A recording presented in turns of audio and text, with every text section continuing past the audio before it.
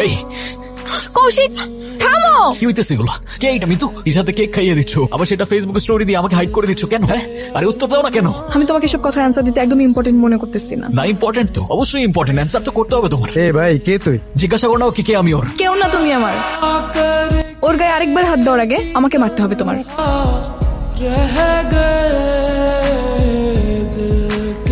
মিতু আমার কথা আছে তোমার সাথে। কৌশিক প্লিজ। কি করছিটা কি আমি? কি কৌশিক, যেতে দাও আমাকে। না তোমার কি মনে হয় আমায় অ্যাভয়েড করবা, আমাকে কল করবা না, কল রিসিভ করবা না, মেসেজে রিপ্লাই করবা না, তারপর কি হবে? আমি সব ভুলে যাবো? না, রিপ্লাই তো করতে হবে তোমার। স্ট্রেট ফরওয়ার্ড কথা বলো না, প্রবলেম কি? কি বলবো স্ট্রেট ফরওয়ার্ড? আমার এঙ্গেজমেন্ট হয়ে গেছে, আর যাকে সেদিন মারছো তার সাথেই হয়েছে। আর কি জানতে চাও বলো? তো যাও। আমি হঠাৎ একটা জিনিস বুঝলাম না দোস্ত, তুই হঠাৎ এই মেয়েকে বিয়ে করতেছিস কেন? ভাবি জানলে কি হবে তুই চিন্তা কর।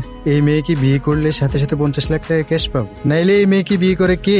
মাথা খারাপ, কাজ শেষ, জেড়ে জুড়ে ফেলে দেব। ওরে শালা, তুই তো একটা পাক্কা হারামে আছিস। হ্যাঁ, আরে মেয়ে, তুই শোনো ব্যাপারটা। চুপ, ভুল করছি আমি আপনার মতো একটা জানোয়ারকে বিশ্বাস করে। আমার মনের মানুষকে কষ্ট দিচ্ছি। ছি।